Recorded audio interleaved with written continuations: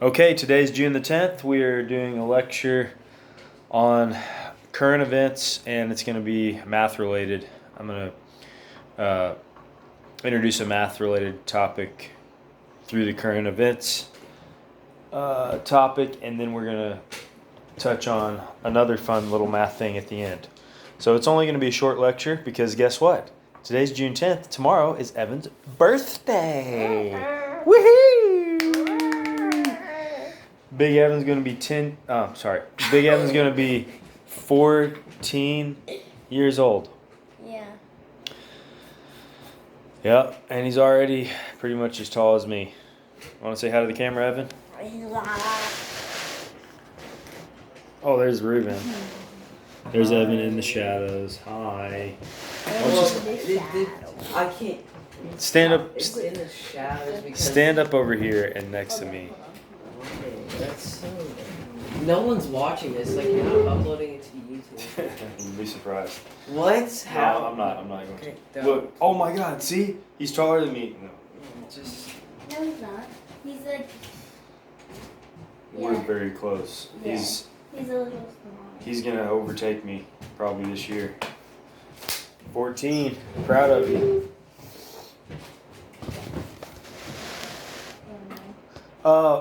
Actually, okay, that's good. Yeah. Are you trying to get some more light on the subject? Yeah. All right. So, I saw this really crazy article today about the coronavirus outbreak and the mortality. Do you guys know what mortality Like, means? The overall death toll. oh, mortal? Mortality, mortal, yeah, all the same word. So they were looking at mortality shocks throughout history, what they were calling mortality shocks. Can you think of what a mortality shock event might be, Evan? Something that would cause a spike in mortality in a place? The corona? Good, yeah. Corona's an example. What's another example of something? Like all the diseases that affect, like the plague and stuff. Okay, previous pandemics, previous diseases. What else can cause a lot of death at one time, Ruben? Like,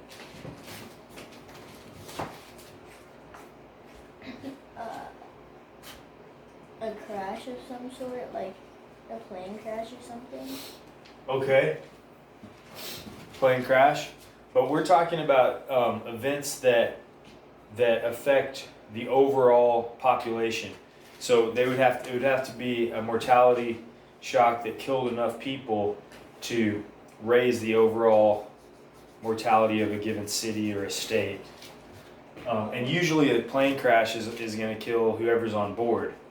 But there was one plane crash that killed way more. 9/11. 9/11 killed 3,000 people in one day because they flew the plane into a crowded office building. The World Trade, the Twin Towers, yes, 2 of them. The World Trade Centers, and 3,000 people died in one day. So that's an example of a terrorist attack, but that was kind of a plane crash. They did it on purpose, though. Yep. Intentional plane crash. Exactly. Okay. Other events include natural disasters, earthquakes, hurricanes, tsunamis.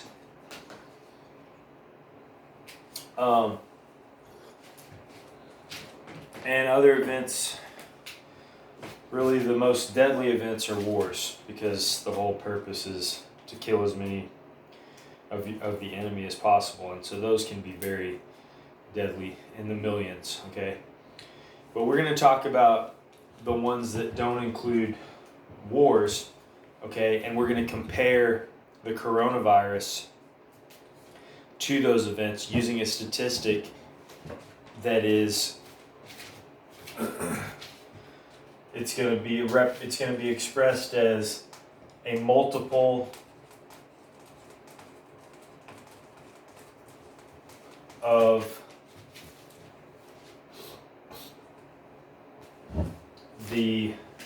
the normal mortality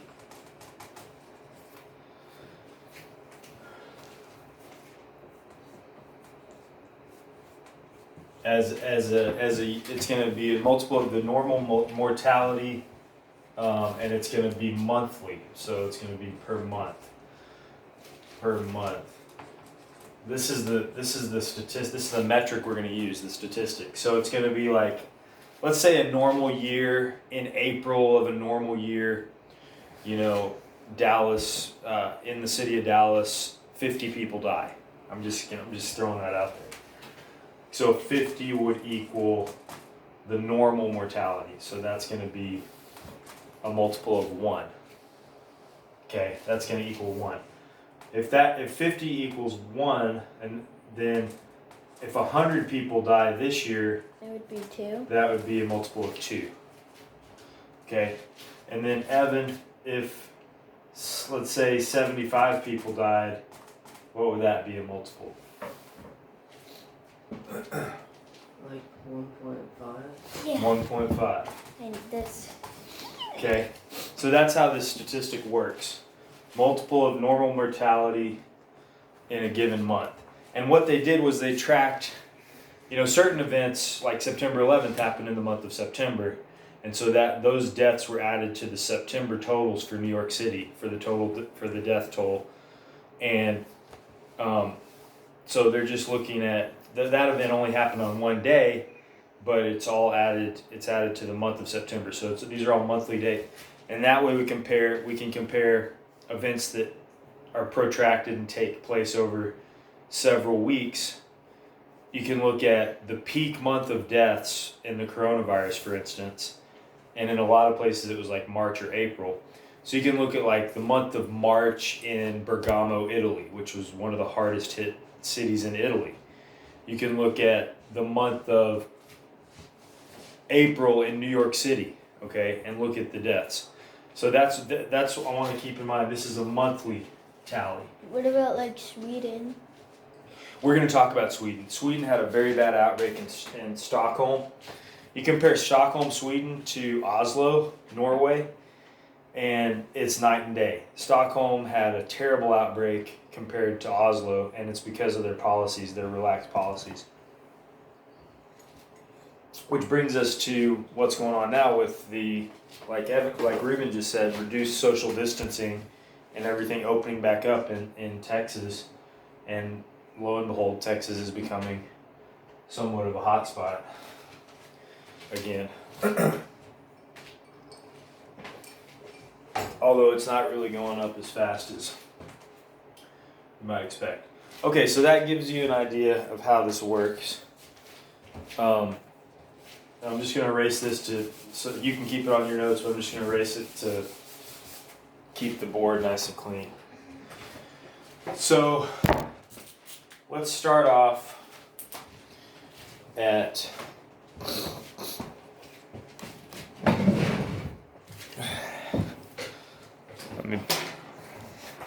let me just pause this, and I'm going to put this stuff up on the board because it's on my phone.